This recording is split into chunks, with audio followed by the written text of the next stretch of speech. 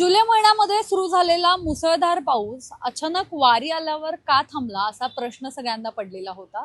आणि खरंच जेव्हापासून वारी पंढरीच्या दिशेने निघाली तेव्हा आळंदीच्या इथे सुद्धा आपण बघितलं की मोठं पाणी जे आहे ते बऱ्याच भागांमध्ये साचलेलं होतं। त्यासोबतच इंद्रायणी नदी सुद्धा दुथडी भरून वाहत होती आणि त्यामुळेच प्रशासनाकडून आवाहन करण्यात आलेलं होतं की वारकऱ्यांनी थेट पुण्यातून या वारीमध्ये सहभागी व्हावं।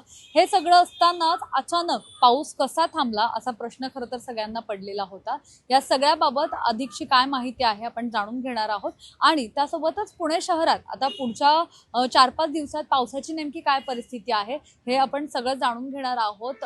हवामान अंदाज जो आहे तर तो जाणून घेण्याचा प्रयत्न करणार आहोत जे हवामान विभाग शास्त्रज्ञ आहेत SD सानप यांच्याकडून। सध्या बऱ्याच ठिकाणी पावसाचं प्रमाण कमी आहे किंवा ऑलमोस्ट पाऊस नाही आहे असं म्हणता येईल। आणि त्याचं मुख्य कारण म्हणजे मान्सूनचे वारे वीक झालेले आहे किंवा कमकुवत झालेले आहेत आणि कोणतीही सिस्टम किंवा कमी दाबाचं क्षेत्र म्हणा किंवा चक्रीय स्थिती म्हणा किंवा द्रोणीय रेषा असं काहीही नाही आहे। आणि ह्या सर्व कारणांमुळे महाराष्ट्रातील बहुतांश ठिकाणी पावसाचं प्रमाण कमी आहे आणि येणाऱ्या 4 ते 5 दिवसांमध्ये सुद्धा अशीच परिस्थिती राहण्याची शक्यता आहे। राज्यात पाऊस पुन्हा कधी सुरू होऊ शकतो, काय शक्यता वर्तवली जाते आणि पुढले 5 दिवस राज्यातल्या वेगवेगळ्या भागात काय परिस्थिती असू शकते?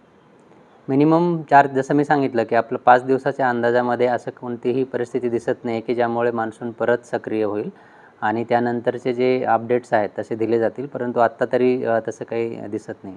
तर हा अल निनोचा प्रभाव आहे का? कारण असाच सगळा पावसाळा असू शकतो का? अशी परिस्थिती म्हणजे आणखी 2 महिने पावसाळा आहे त्याच्यामध्ये अशी परिस्थिती येऊ शकते का की अचानक पाऊस अचानक बंद? Okay, El Nino actually El निनोचा इम्पॅक्ट एका आठवड्याच्या पावसावर आपण डिफाईन करू शकत नाही। म्हणजे एका आठवड्यामध्ये जो पाऊस पडतो आहे तो जास्त पडणं किंवा कमी पडणं हे एल निनोमुळे आहे असं आपण म्हणू शकत नाही। परंतु एल निनो ज्यावेळी असतो त्यावेळी पावसाचं वितरण जे आहे ते असमान असतं, काही ठिकाणी जास्त काही ठिकाणी कमी प्रमाणात असतं। आणि एल निनोचा इम्पॅक्ट किती आहे हे आणि कोणत्या रिजनवर कसा झाला आहे हे समजून घेण्यासाठी आपल्याला ह्या वर्षीचा जो पावसाळा आहे किंवा मान्सूनचा जो पाऊस आहे तो आल्यानंतर त्याचा सगळा डेटा आल्यानंतर सप्टेंबरमध्ये आपण सांगू शकू की एल निनोचा इम्पॅक्ट किती झालेला आहे। पण नक्कीच यावर्षी एल निनो वर्ष आहे त्यामुळे पाऊस जो आहे तो सरासरीपेक्षा कमीच राहण्याची शक्यता आहे। साधारण किती टक्के पाऊस कमी असेल? कारण राज्यातल्या धरणात आता 41% तूट दिसते पावसाची। कुठल्या भागात म्हणजे मराठवाड्यात किती, विदर्भात असं साधारण सांगतो? राईट, आता जो पाऊस झाला आहे ते 1 ते 8 जुलैमध्ये जे मुसळधार पाऊस झालेला आहे तो उत्तर कोकण, मुंबई त्याचबरोबर पुण्याचे घाटमाथे याच रिजनवर जास्त पाऊस झालेला आहे। परंतु आपण पूर्वेकडे अजून गेलो तर पश्चिम महाराष्ट्रातील काही जिल्हे त्याचबरोबर मराठवाड्यातील बहुतांश जिल्ह्यांमध्ये पावसाचं प्रमाण खूप कमी आहे, डेफिशियंट आहे किंवा रेड कलर तिकडे आहे।